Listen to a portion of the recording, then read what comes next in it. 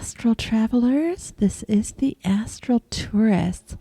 So before I get into this episode, I do have a channel update.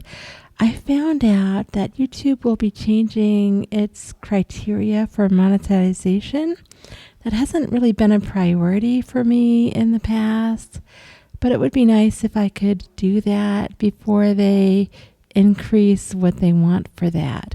So if you have ideas or something you haven't shared, if you've just been listening passively, you would like to hear more meditations, more just logs like I've been doing, more how-tos, even though I have tons of how-tos posted already, just let me know what I can do. And, I can also make intentions to go particular places. I don't always have success. Another idea I had was to maybe do something like a daily update, whether I astral projected or not, because I'm always doing something spiritual that, kind of includes astral projection. I'm usually doing some kind of a meditation, a walking meditation even, or, all these things in the background that I do to increase my energy. And, sometimes I just have really brief astral projections that are kind of mundane that I just don't share here. So I was thinking like maybe do like a 30-day or a 60-day or something daily report log. But I don't know if that would be like too much for my listeners that tune in for like the more juicy tidbits, like when I go to outer space and finally get to a planet or something, or to Mallworld. So please let me know what you're looking for, what you think would help the channel, because I would love to monetize before YouTube makes it even more difficult. Like I said, it hasn't really been a priority, but it would be a nice to have. And I would not put ads in the middle of the podcast if that's an option.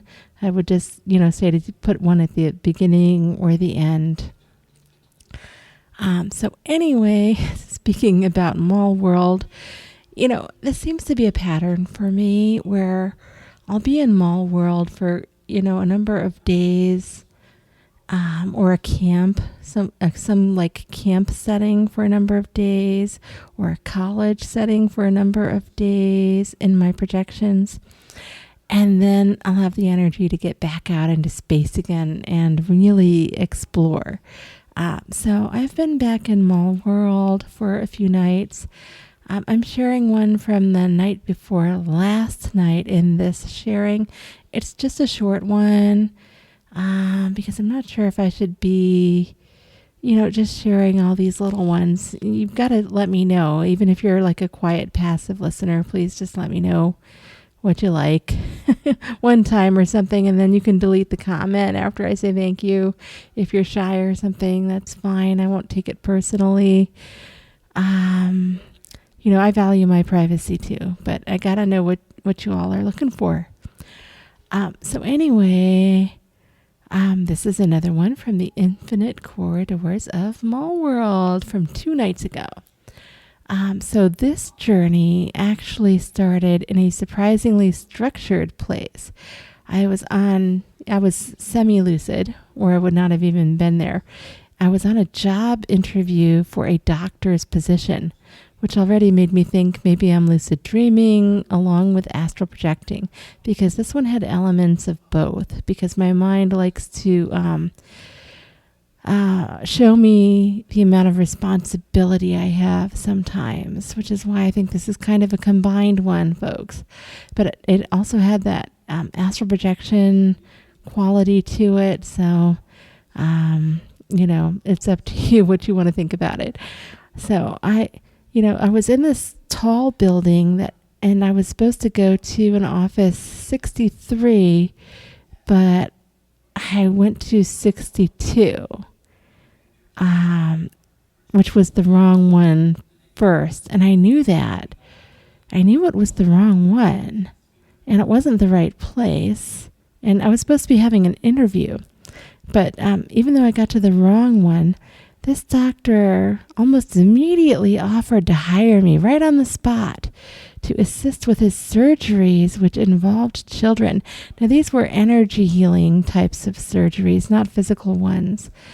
But I turned it down as fast as I could because I thought that's too much responsibility, even in a dream. I mean, children are so sensitive. I wouldn't want to make the wrong move, So my anxiety took over a little bit there. And I was like, oh, no way. No. And he's like, yeah, but you have so much energy healing experience. We really want you right away. Help me out. But I was just, I thought I needed more time to think about it, but I already knew I was going to say no. And so I went back into like a more semi-lucid state of mind, a semi-subconscious, I should say. And I got to room 63. And so I remember there was this whole long interview, and they asked me to come back for another round. Like I'd already been there once before, I think, and then this was the second one already, maybe. And then I was supposed to interview yet again. And she told me it was because I had this statement in there that they were really interested in about college. And I was explaining to her about how much work college was for me, because I have problems with my energy, which is kind of ironic, right? Since I do energy healing, and they thought that was a big hit, but they wanted to ask me more questions about that and my motivations and everything. And then that's when it struck me, why am I spending my time job hunting in the astral when I could just be having some fun? Oh my goodness. What am I doing here? Work, mind. So in that case, I think they're looking for particularly motivated people anyway. And that's not me. I am more of the astral tourist. I'm more of an explorer. And yes, I do help folks when I can. But that's not the only thing I do. I've been on these like emergency rescue missions and such, and to the hellish realms. Yeah, I get around in the astral, but I don't want to be locked down into one position. So next I kind of just shifted, and I was in this massive, futuristic, bustling mall.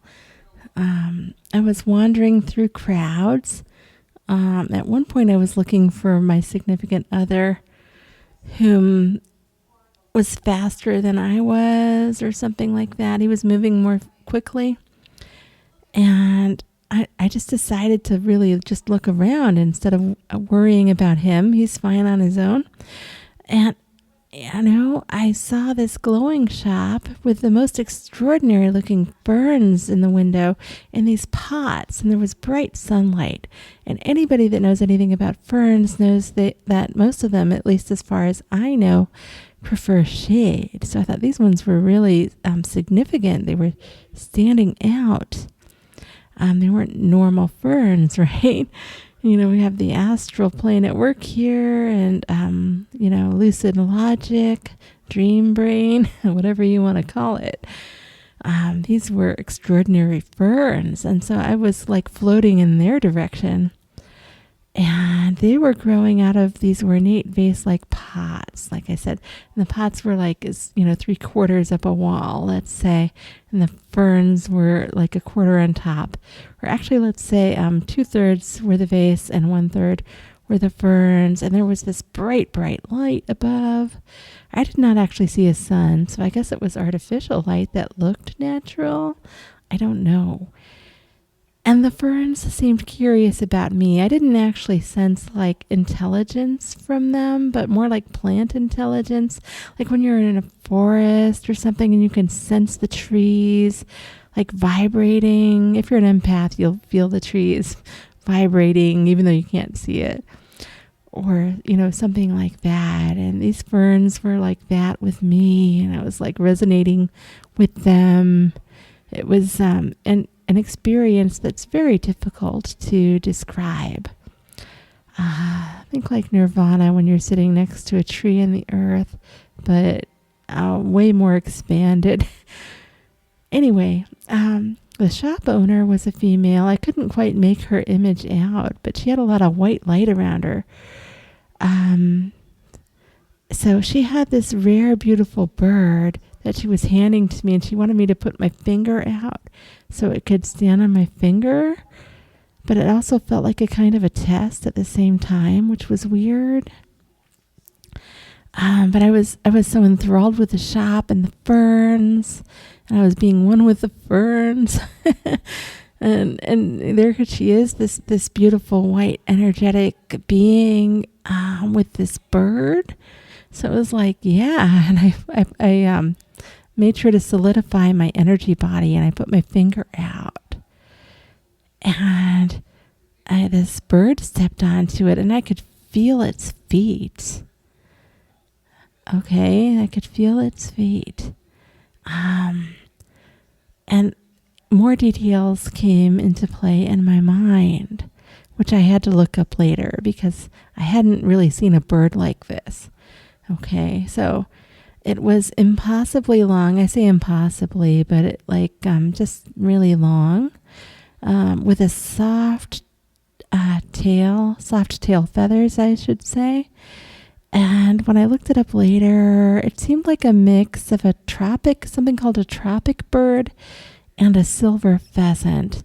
But the more I've been thinking about it, the more I'm thinking it was a stretched out silver pheasant. Now, it was not the color silver. It was mostly white with some brownish and black spots. And that wasn't really what it was about, though. I mean, it stepped on my finger, and I just felt like it was so gentle and loving. And it was just the way that it was, the way that she was. It was a female bird.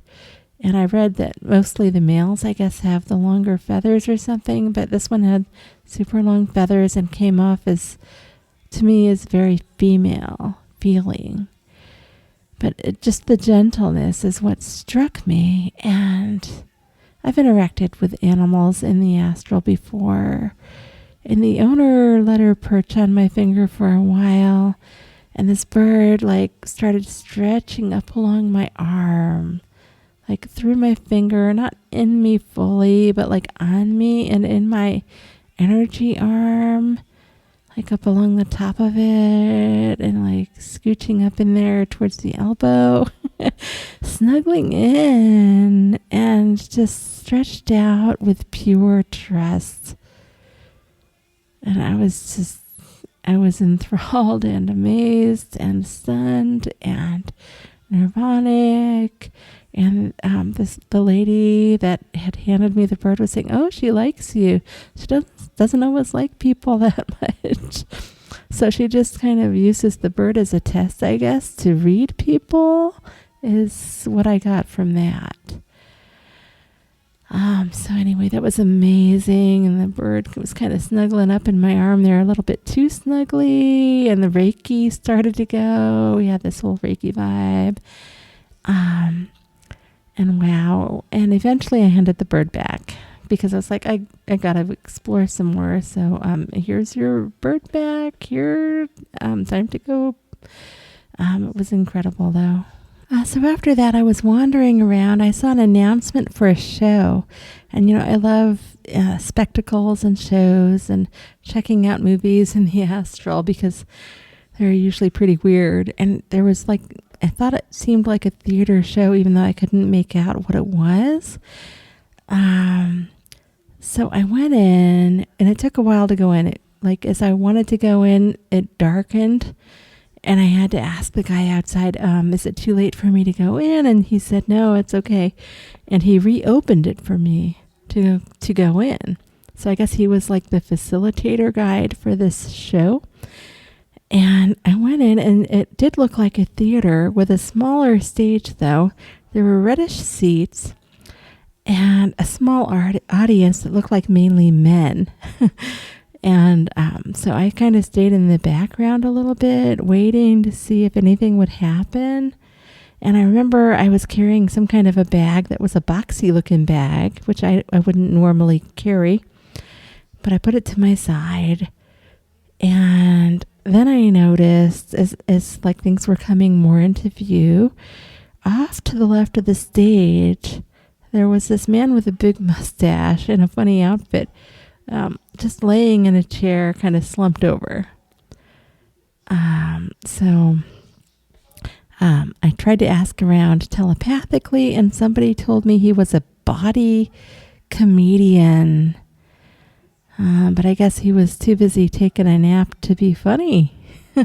So I missed out on the show. I mean, maybe he had already done it. Maybe he was supposed to and zoned out or fell asleep. Later there was someone in the crowd when I got back into the mall area. Remember, this is a really super busy one. Super busy Mallworld, futuristic here.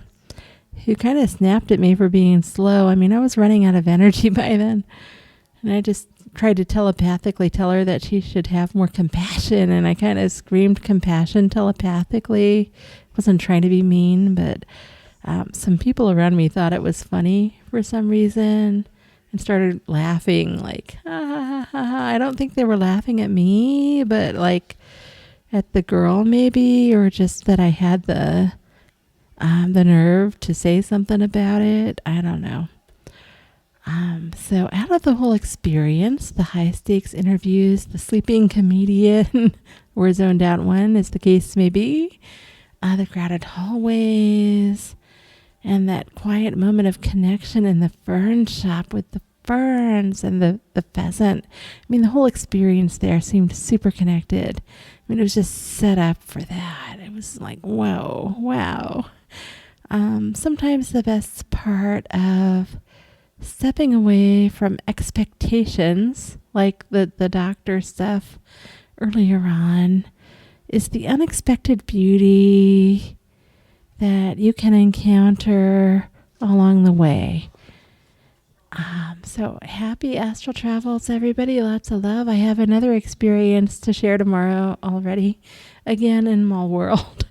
And then hopefully soon, maybe tonight or the next couple of nights, I'll get back into space again. Or also, please give me your ideas if you're, got some burning desire for something you'd like me to explore or try to visit. Again, I can't guarantee I would be successful, and it often takes me a lot of attempts to succeed, but I can give it a go. We'll see.